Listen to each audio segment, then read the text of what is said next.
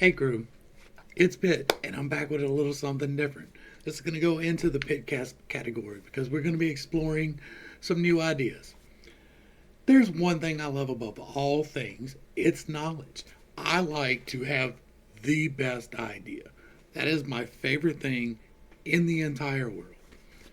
But I also have a very strong resistance to traditional methods, right? I don't really care for the university style thing. And so I often have overlooked knowledge sources through my hubris. And so today we are going to begin rectifying that situation in at least one part.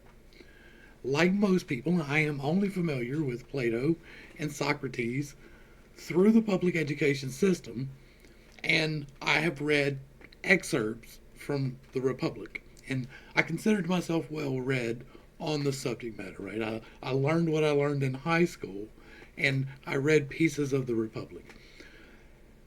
And so it has been quite humbling over the past couple of days to dive into some of the works of Plato and to look at the situation and the circumstances. And it struck me that maybe you would like to learn some of these things too.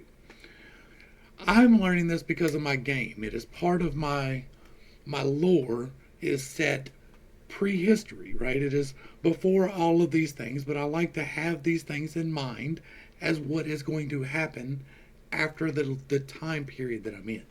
And I'm trying to incorporate some things, and it's fun to get into the history and try and figure out some different scenarios. And so that led me to the only description of Atlantis that we really have, which is Plato in either Critus or Timaeus. And so I was reading that, and I read the whole thing, and I'm like, there's some interesting stuff in here. And then I read the other one, and I was like, there's some really interesting stuff in here too. And so I started all of this, and now we're going to talk about it, right? And so we are talking about Plato. Now, in order to talk about Plato, we have to talk about Socrates because most of Plato's works dealt with Socrates. Socrates was his teacher, he was his mentor. They worked hand in hand for at least a part of time, but worked is a loosely held term because let's start with Socrates. Now, everything we know about Socrates is written by someone else.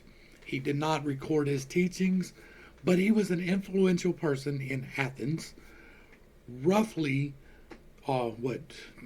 This is 2023. This was 470 BC, so we're looking at roughly 2,500 years ago ish. And so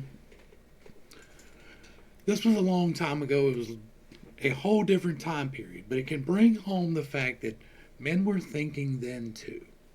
A lot of times we get caught in this trap of thinking that people that came before us were simply primitive, that they simply were unable to comprehend the things that today we know. Socrates is a direct refutation of that.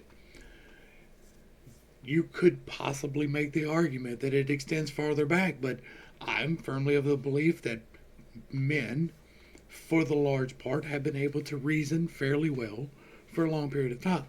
Now, whether they choose to do it or not is a whole different object, right? Socrates, from the things that we have been told, held a very high ideal, but he was not a very normal person. Let's pull up the bust of Socrates here. He is described as a large man with a upturned nose that was kind of squashed, and his eyes bug out of his head, with a big forehead, and he was smelly. He did not take care of himself most of the time. He tended to dress poorly. He did not concern himself with wealth at all, really. And so he was calling people to be better while not necessarily embodying it entirely. If he were alive today, he would be heavily medicated. He would be medicated to the point that he probably could not have done any of the work that he did. And it is important to note that one of the greatest minds, off of whom most of Western civilization and a great deal of Eastern civilization is built upon the works of, was a little bit mentally unstable. He was prone to outbursts, and he was really good at narrowing down logic, right? He would pick apart your argument until you felt like a complete jackass. He was really good at that. He was a lot like Sheldon Cooper from The Big Bang Theory. And he thought on deep philosophical levels.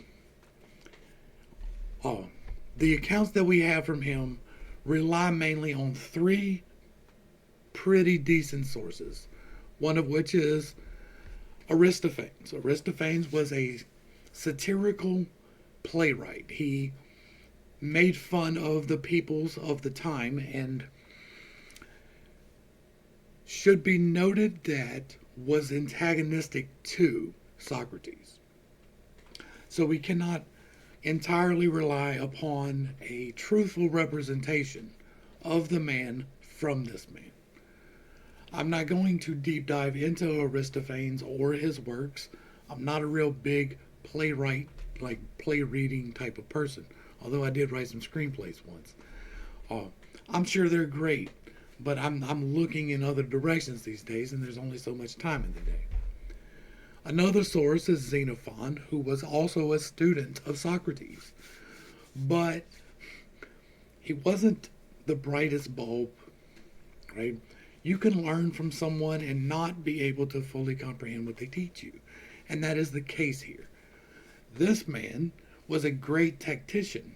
He wound up in charge of the elite army, the 10,000. He was elected commander of one of the biggest Greek mercenary armies in the Achaemenid period, right? The Achaemenid Empire, the 10,000. And they almost took over Babylon. He was a great tactician, but he didn't really understand the other lessons of Socrates in any manner. He tried, and he recorded to the best of his abilities things, but he wasn't really at a comprehension level of what Socrates was trying to relay to us. And by us, I mean us, humanity, very loosely, right? Not necessarily us. I doubt very much that he suspected 2,500 years later we would be talking about him. That would probably amuse him greatly, though. And so, again, we are not going to deep dive, at least for now, into Xenophon for the Socratic histories, which brings us to Plato. Plato is the primary source for Socratic knowledge. His works are the best recorded and most intact record of the time that we have. And it takes place on a very intellectual level. We will be reading most, if not all, of them in a series on this channel. We will start at the beginning and we will work our way through them. Some of them we may not, because they get very esoteric in some places, but we probably will. He founded an academy, a school where people could come and learn philosophy, and he was the mentor for Aristotle. It's in here somewhere. There it is, right there. His student was Aristotle. So Socrates taught Plato, and Plato taught Aristotle. So Aristotle never actually met Socrates and only knows of Socrates from Plato. Also, Plato is not his actual name. His actual name is Aristocles. He is the son of Ariston of the suburb Collitis in Athens. We're not going to do geography in this because everybody can find Athens. It is a fairly easy find on Google Earth. So we won't have to do geography in pretty much any of these. Uh, he was our source for a lot of the logical arguments that we use in our law, a lot of the source that our governmental structures come from, and overall a very great a great influence on our society through the span of time by relaying his discourses with Plato and other people. Now, here is where I am going to lose a lot of you, right? You come here and you're looking for Socrates and you're looking for Plato, and generally speaking, the way that these types of situations would go is they would ignore this next part of things. I believe in the ether. I believe in the forces and entities. I believe in the supernatural. Right? I believe in the divine. I believe that there is a one God who rules all things and he created all things. And that theme's going to pop up again. But I also believe that there are entities. And one great confirmation that comes to me is that Socrates himself also believed in these entities. Not only that, but he says specifically that he was assigned a demon when he was a child. And that this demon worked for his detriment for the entirety of his life. That he heard an audible voice that told him the wrong thing to do. And that if he acted opposite of the direction of the thing that the voice told him to do, it would turn out to his good every single time, without fail. And it is one of the justifications he uses for going to his death after being convicted of spreading knowledge. And as a result of that, we're talking about him 2,500 years later. We're talking about a man who was, by modern definitions, mentally ill, who brought to us some of the greatest, most enlightened thoughts that we live by daily. And he stunk to high heaven, and he didn't change his clothes, and he forgot to eat, and he would be overbearing and in your face, and he would hold you to the highest account possible. And we're talking about him now because he refused to submit to the voice of the demon. Like, that's what he called it. It was a demon. It's where the same word that we use is the root, like, that he used. A demon that spoke to him in his mind. And this demon told him the wrong thing every time that it spoke. And so he knew the right thing to do by doing the opposite of the demon that was assigned to him because of the religion that he had. His parents signed a covenant to have this demon assigned to him. I deal with a lot of that over in my Bible study. It is important to note for me, doing what I do, that this does not contradict at all with any of the beliefs that I hold. As a matter of fact, if I had not been so stubborn, if I had indeed listened to the voices crying in the wilderness telling me to find this 10 years ago, shout out to Randall Carlson. There are many others, but none as emphatic as Randall Carlson, of listen to Socrates. Go read the works of Plato and listen to Socrates. If I had done that, then I would have had time saved. There is a lot in this, and it's going to sound whatever. I have reasoned on my own. But it is put in a way that I could probably have worked out were I to live another 30 years and start beginning writing things down. Socrates was 70 years old when he was put down. And that's how I'm going to leave that. And so he very much believed in the supernatural. And the things that he had revealed to him, and I'm going to put it that way, that we have had recorded for us through Plato, he operated in a different frame of mind, right? His his mental processes were a little bit different than normal. And so he saw things in a way that was more geometric. I don't promote hallucinogenics, but if you've ever had an hallucinogenic experience, you would know somewhat what we're talking about now. This man was old. He was a hero of military campaigns because service was required, right? And he served his and won awards. He was a valorous man, and he has he was known as being brave. And maybe he tried some things that opened his eyes a little bit, and that helped him to see those things. Now, I cannot tell you that he drank an elixir. It may be in these writings that he did, but I don't know that. But some of the things that I have seen described, I have seen while hallucinating. Some of the things I have seen described, I have seen while not hallucinating.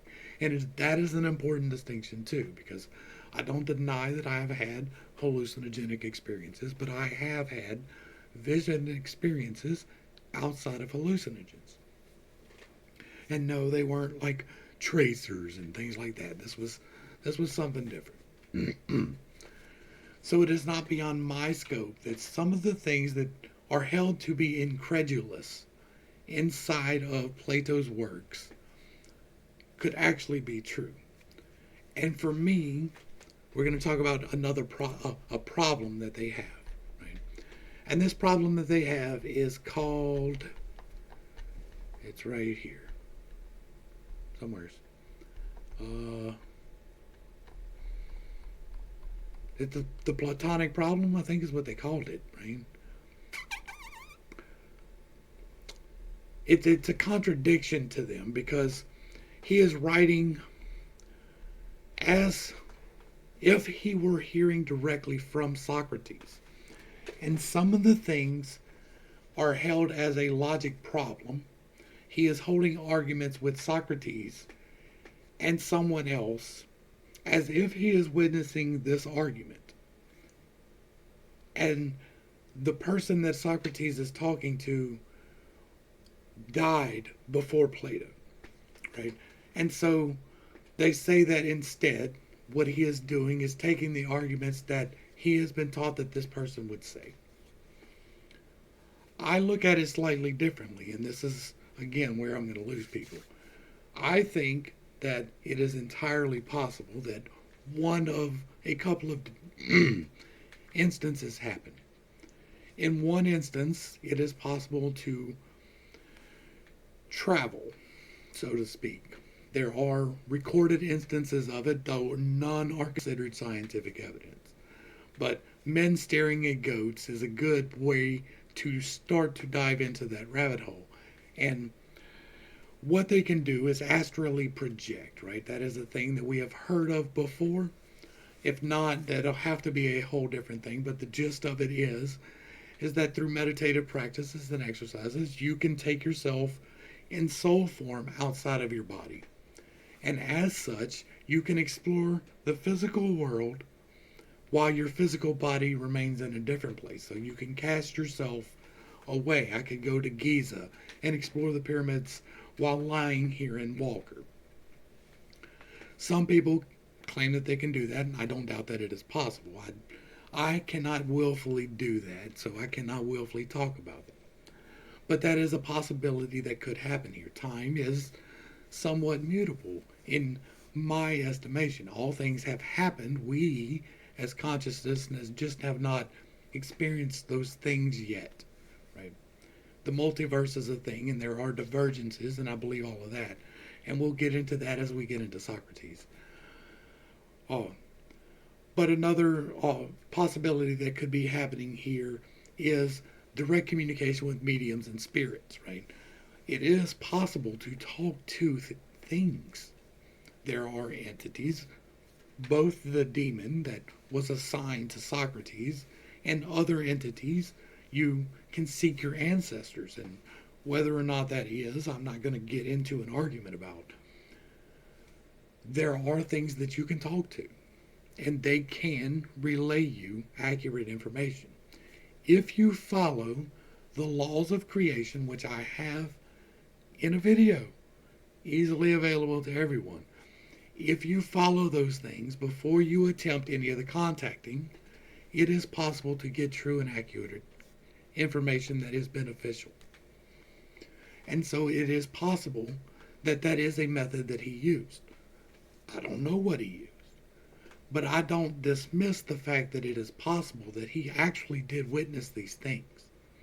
I know that is entirely outside of the normally accepted bounds of reason.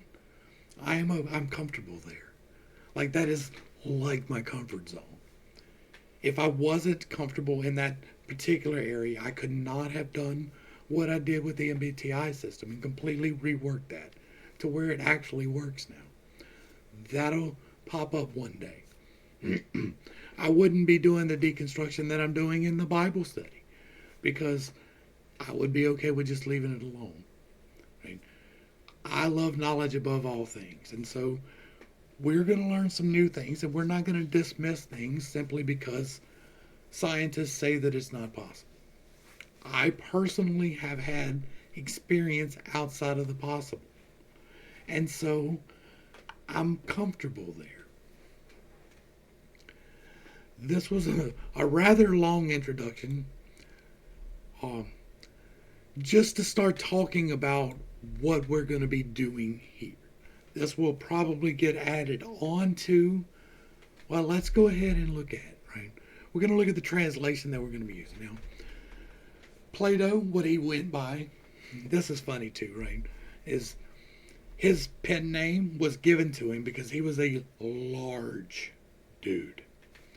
It's not irrelevant that both of these men were large, especially in context of the Bible study that I have been doing, because there are records of large.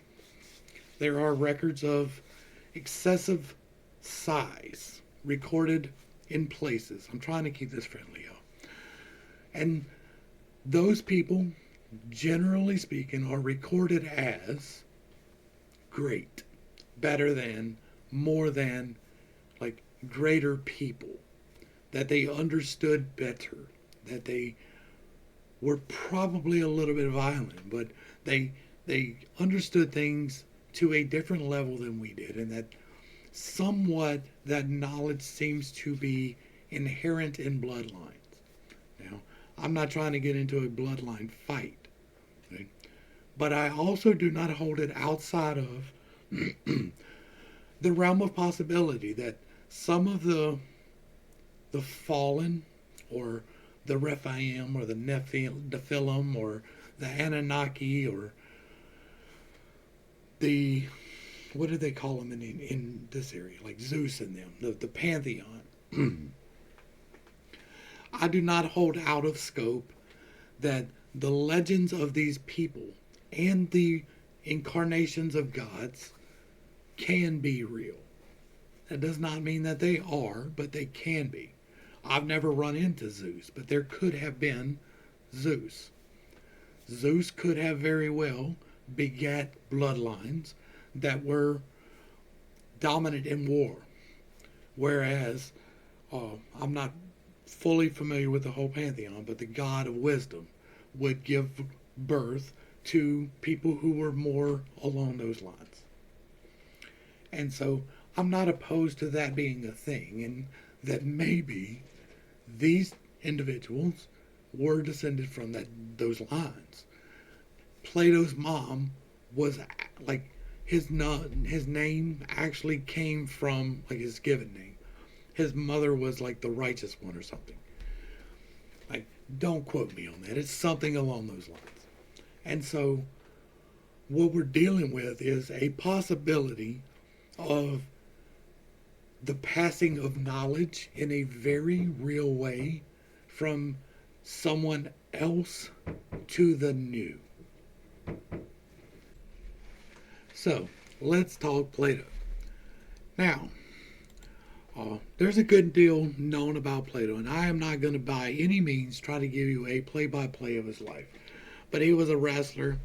Uh, he was a citizen, so he obviously had to serve in the military. He was the son of near royalty, like not really royalty, because at this point in time there really wasn't like a royalty, but like they were nobles for the large part, landowners of really good standing. Uh, but he hung around with a rather wild crowd because the people around Socrates was a rather wild crowd. They were an unruly bunch of youth.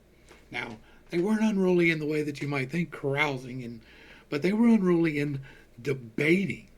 They were really, really fond of gathering and debating each other's on issues and picking apart logic. And Socrates taught them how to do that. That was what he did. And part of the accusations against him was that he was teaching the youth in uncouth manners how to behave and how to not be pious. We will get into that in apology, which is coming soon, so we're not going to deep dive that right now either. But it's interesting to note that this scholar was rather like free spirited. It is also interesting to note that almost certainly all of the men, while they may have also been straight, were almost certainly at least a little bit to the other side. Some of the most historical thoughts that we have, the foundations of our place, are quite firmly seated with homosexuality. And if you're not okay with that, you're not okay with a lot of things. So I'm not even going to make you take me for my word at that. It will be proven to you as we go through this.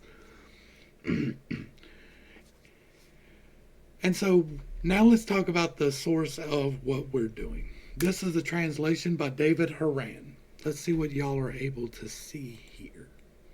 All right, y'all can see the bus. Let's go ahead and transition this over. I'm going to slide this over so y'all can see this real quick. This is the Foundation for Platonic Studies. It is at platonicfoundation.org. And this is the Dialogues of Plato as translated by David Haran.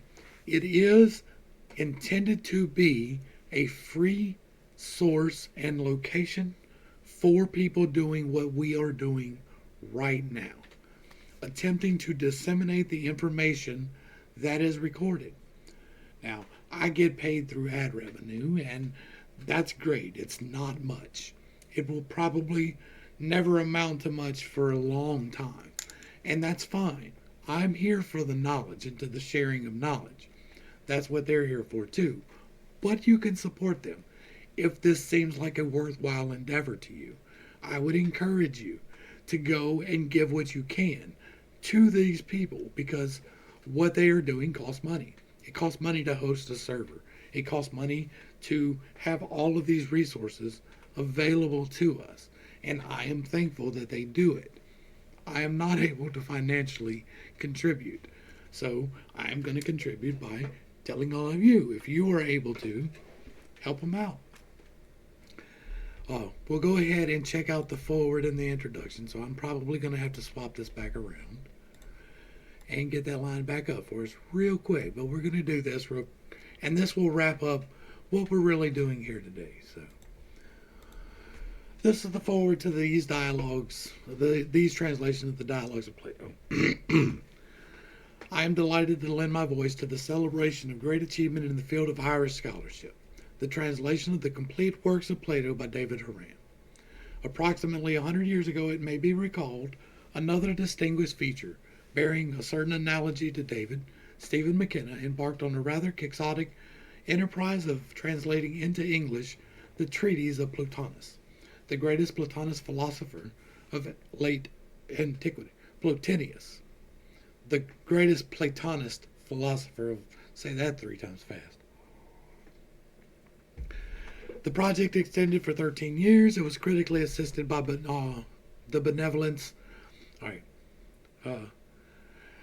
Why a new translation? So that it can be made available. They owe a certain amount of help to others, and David will readily acknowledge. Um, this is samples. I'm not going to get into the samples, but because we will be diving into the works. So let's go ahead and look at the introduction. The website exhibits the fruits of the project started in 2008. This is the guy that we owe this to. This is the guy who has taken the time to go back to the original language and translate it to the best of his ability to where we can understand it. It is important to note that there may be translation errors. There may be transcription errors, but we are going to attribute to this man who is attempting to honestly and truthfully represent them to us the greatest of intentions. We are going to say that he has given us a right and truthful interpretation of these works to the best of his ability. I actually afford that to everyone, and you have to prove me wrong. I try to afford to everyone the idea that you may know something that I don't. I am sure that this man holds that same ideal, if not the same verbiage. And so we're going to take him at his word that he is giving us a great and truthful representation of these works. And so I want to say thank you specifically to him. And so well, let's look up his name again so that I can do that. Because David Haran. Thank you, David, for your time and effort in doing this. It is a great work, and I am very much appreciative of it. Now, we will be going through most of these. I know that we will be reading Apology, Critias, and Timaeus offhand from the beginning. I know that we will be doing Republic and Sophist offhand from the beginning. We will be doing Laws offhand from the beginning. But we will probably be going through them in chronological order as best as the ability is there. And so this will not be quick, right? There will be more cutscenes than we're used to, and I will be discussing these things. I will not just be talking about the things as relayed to us, but I will be talking to them as my understanding of them is revealed as we go along, right? Because I have read through a couple of them, and I find myself in great agreement. But there are points where I hold different views. And so when those points come along, I will point them out. First, I will try to strongman, and then I will talk about what I believe. That is how I try to do it, even though I don't always call it out that way. And that's where we're going to go ahead and wrap up this episode of PittCast. I don't want to start Apology right now. That's going to be a long discussion. We'll probably be there for an hour. So this intro is probably going to be long enough. Hopefully, it gives you a good feel of where I am. I hold unconventional beliefs. I am fully aware of that, and I am fully comfortable with that. You can attack me for believing in ghosts. You can attack me for believing in demons. I'm okay with that. You can say that it is insufficient knowledge, and I would say that your position is that itself. I have experienced things that are beyond the normal. I talk about those in other places, and we may talk about some of them in this, I don't know. But I have experienced beyond the normal, so I am comfortable with beyond the normal. And so the Platonic problem is not a problem for me. For me, it is entirely possible that it can be a true and accurate representation for most of it, even in the afterlife. And so that's a really interesting concept. Hopefully I brought a little bit of enlightenment and not too much confusion to a somewhat difficult topic. Now, the public schools failed me as much as I failed the public schools. I was not by any means a scholar in school. They expected the absolute minimum of me, and I absolutely met that standard. I met that standard so much that I did not do any homework, but I aced every test. I skated by in the middle of everything because I was lazy and I didn't put the time and the effort into it. Part of that was authoritative resistance because the traditional methods for me in most cases didn't make sense, and that was a problem for me. I have a problem with authority. The problem lied in me. But the school also was ill equipped to deal with anything outside of the normal. And so not just me was pushed to the side. Lots of people missed out on a better education because of circumstances of their upbringing, for the simple fact that they were poor and didn't have the time to invest in it, that college was never an option for a lot of people, and further study of these things has never been required for most of the degrees. Some of them do, but like a lot of them don't, especially these days. And so it's important that we get this knowledge out there and that we set it in a place where people can go and look at it. Right now, I am going to add my own ideas to that because I am a free-thinking human being, and I believe that even 2,500 years later, I can have a discussion with Socrates through the intermediary of Plato, and we can further advance humanity in a way that we haven't before, maybe. And that is a wonderful idea to me. If you are at all familiar with what I do here, and a lot of you won't be, if you've stuck along this long, let me clue you in. I am for everybody winning. Like, I want everybody to have as much knowledge as possible. I want everybody to have as much opportunity as possible. I want every single person that my God has ever created to do well and prosper. And that is the God's honest truth. I swear it upon my soul. This is a method of me doing that. Us going through Socrates and Plato is going to do that. We will expand knowledge in a way that will benefit mankind.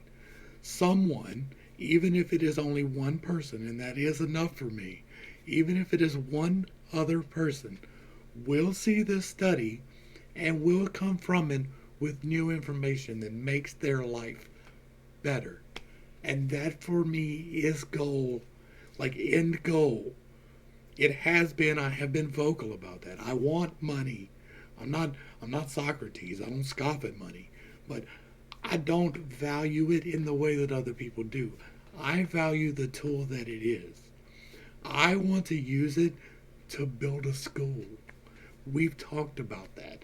The synchronicities that are coming into play in my life are amazing. God is bringing amazing things into my life. And I cannot wait to get to share this with you, my crew. To the crew, thanks for hanging out. I appreciate every single one of you. And I pray for every single one of you every single day. And until next time, I love you. God loves you. You are perfect, whole, and complete just the way that you are. And this has been PittCast. Peace.